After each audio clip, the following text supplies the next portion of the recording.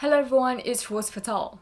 In today's video, we'll be talking about male genital mutilation, also commonly known as male circumcision. In the past, I've extensively covered the topic of FGM. However, as I do not have a penis, I cannot accurately discuss the physical and mental effects of male circumcision. Instead, I'll be letting this channel's co-founder, a circumcised man, dive into this subject. Babies lack the mental facilities to fully comprehend what is going on around them. They are certainly unable to knowingly give consent to something as serious as circumcision. In some cultures, circumcision is done when boys are older, ranging from ages 4 to 16. Usually, they are not properly informed on what the procedure entails. In any case, they are forced into it by their parents and elders. In today's world, male circumcision has been normalized by society as it is usually done in clinical environments. Despite this, in most countries, including the USA, it's almost entirely unregulated. Furthermore, many countries don't even have any central database of which clinics are providing circumcision services. Many argue that there are proven health benefits that come with male circumcision. However, they usually fail to mention the serious risks attached to the procedure. The Mogen clamp is one of the most common tools used during male circumcisions. However, it lacks any safety mechanisms to prevent portions of the glands from becoming trapped and amputated. Despite numerous injury reports since 1996, the Mogen clamp remains the third most utilized instrument in male circumcisions in America. Other common methods used around the world include the dorsal slit, the plastibell, the Gomco clamp, and the metal shield. These methods aren't without their own risks, though. For example, in 2016, 2 Malaysian boys endured horribly botched circumcisions. As a result, one of them lost his penis. Some men regret that the procedure was done to them before they were old enough to consent to it, as they now experience less sensation during sex. Not only is the foreskin the most sensitive part of the penis, but it also serves to protect the organ's glands.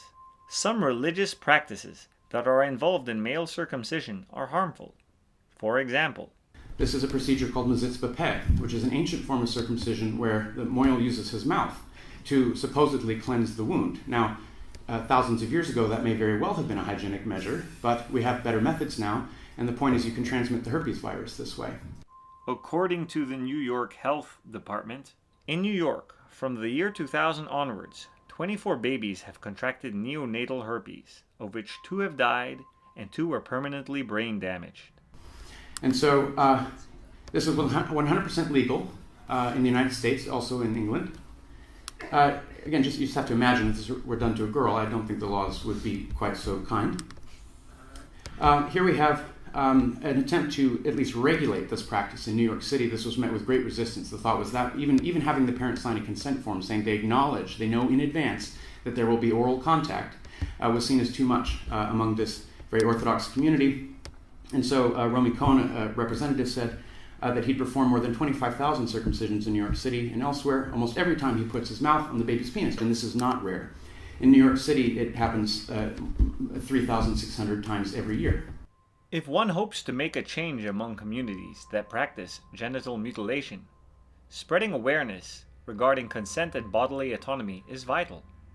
It is important to remain polite and respectful when engaging them in discussion. These communities won't be receptive to what is said if one is condescending, insulting, and racist. For example, it would be counterproductive to call all people who support the practice of circumcision as rapists. This sort of negative approach deters practicing communities' willingness to question their beliefs. Many countries presently outlaw female circumcision, yet not a single country on the planet has even attempted to curb the practice of male circumcision, let alone criminalize it. This double standard is now being used by FGM supporters to challenge the prohibition of female circumcision around the world.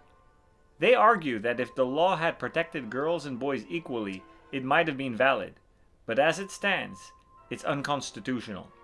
This has increasingly resulted in judges from developed countries, including America, to dismiss cases of FGM. With this in mind, in order to ensure that anti-FGM laws would never be put into question again, those who truly care about ending FGM should also care about ending MGM. I personally believe that circumcision, be it on males or females, should not be carried out on children. The practice should be limited only to adults who have themselves chosen to undergo the procedure, the only exception being when it is medically necessary. For example, in severe cases of phimosis or paraphimosis. For those who would like to read more about this topic, I've linked several sources in the description below. If you found this video to be informative, please give it a like, and if you're new to my channel, please subscribe and ding the bell for notifications for future content. It's been Fatally Honest. Ciao!